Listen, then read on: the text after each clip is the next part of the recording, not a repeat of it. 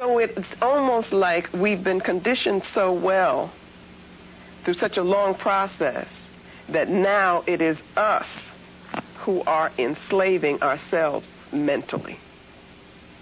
Because the job has already been... The job has been done. It would be so easy, in one sense, for us to undo it. That's what I'm saying in this book. Because the way the system of European control works is that you have to accept a concept of reality which makes them superior. If you deny that, their thing will not work, and they will lose their control. So that they put all of this energy into establishing the system that begins when you're 3, 4, and so forth, which defines reality in such a way where there's no spirit, because they aren't a spiritual people, you see, which talks about this objective truth and so forth, which says that African spirituality represents backwardness, so you need to move away from it. It does all of these things which make you as an African person, me as an African person, us distrust the very part of ourselves which is our strength. I'm going to get back to this question, and that is this whole question of, do we know what we have lost? Do we realize that we have not always been Democrats, have not always been Baptists, have not always been Black Greeks, have not always been Links, have not always... how do we conceive of ourselves in a different time? I think that there is a lot that is being done within the movement of African-centered education in that regard. In terms of, I think we have more information now that we've ever had before. And I have seen the effect of that information. That is very important, that people do begin to realize and understand, first of all, how young Europe is in relationship to Africa, and what we were putting into place, creating, building, conceiving of long before Europe existed. When you open people's minds to that, it can have a lot of power. So that I think that generally we have not understood that, but we have an opportunity to do so because of the work of many people now that is building on work that was done before that we didn't know about. Other cultures have exhibited aggression, imperialistic tendencies. What accounts for Europe's success? I'm glad you got to that question. Because what it allows me to do, I think, is to get at what I think is the specialness of the approach, the method that I used in this study. So it's going to take me a little while, if that's okay.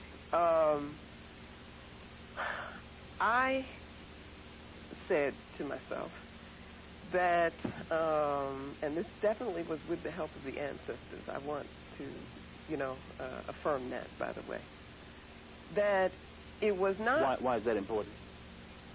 That's important because of our concept of connectedness, our concept of the universe, that it's not just words to talk of a spiritual universe and our spirituality as a people, but we've got to understand where our energy comes from. And I know that that's where mine came from. So this is ours. This belongs to us. I had to say, how would I approach studying the European given African conception? You see, it's one thing to say, okay, I want to do this, but then use their conception. What does it mean for us to really think in African terms? And so what I did was to develop concepts that came from an African worldview, not a European worldview. And I came up with the concept of asili. I also used an African language. That's a Kiswahili word that means seed, origin, the essence of something. The reason that was important was because what people would say is, and they will say, oh, Europe is so vast. It is, there's so many different kinds of European forms and different countries. How can you talk about Europe as a whole? Now, of course, they've been talking about Europe as a whole all of this time, but when we begin to look at them, suddenly it's going to be, no, you can't really do this because it's too diverse. I needed a concept which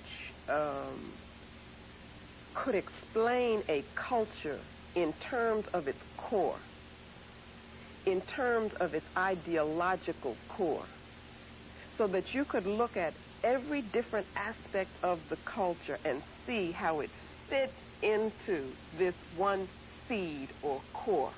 And that's why I used the asili. And the idea of the seed was that once that asili is in place, that cultural asili, that it will seek to fulfill itself. So the way in which the culture will develop will all be feeding into that asili. And that would help me to get at consistency in terms of European development. What throws us as a people is that we make exceptions.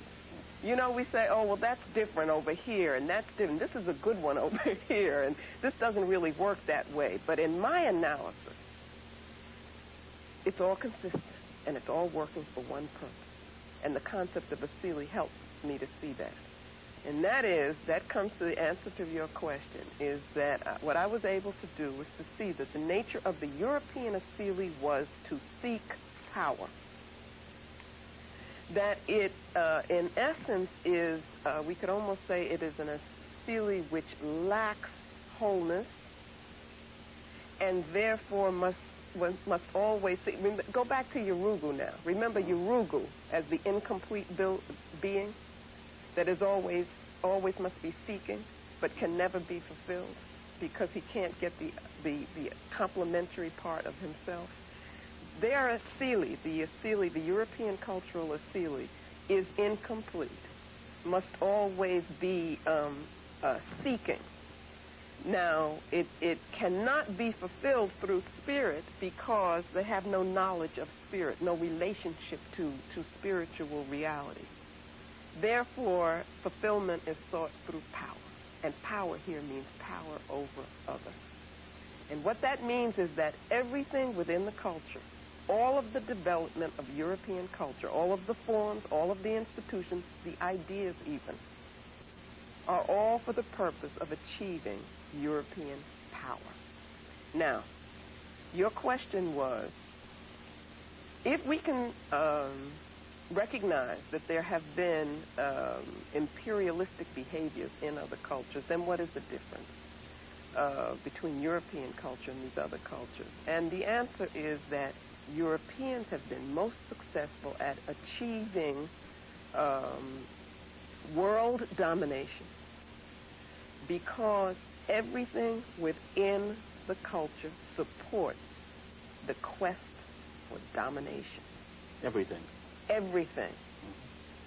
Including, and most importantly to me, their philosophical concepts. Including their concept of truth. Including their academies, academia, the intellectuals, including that. It works for, including Christianity as it manifests itself, within the European development. All of that works for the achievement of European power.